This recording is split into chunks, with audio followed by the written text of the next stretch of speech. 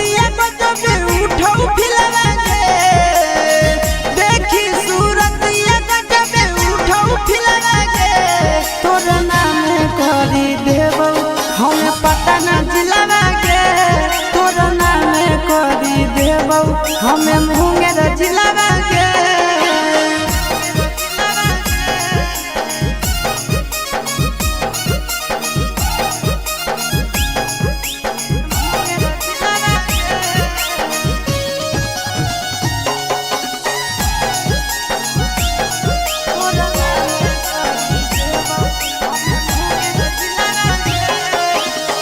देबौ हम लिख छोड़ी बाबू वाला खेत गे झाझा में माजा दूनो लेबई भर पेट गे देबौ हम लिख छोड़ी बाबू वाला खेत गे झाझा में माजा दूनो लेबई भर पेट गे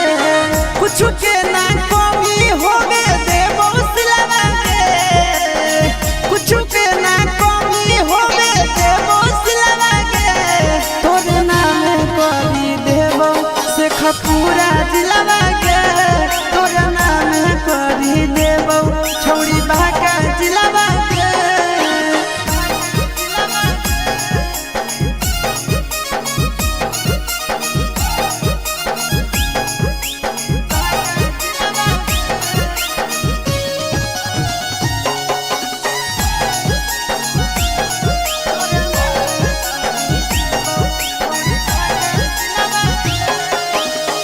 नंदन आशीष के तू बतिया लेना मान गे बीके सचंदनवा के तू मन जान गे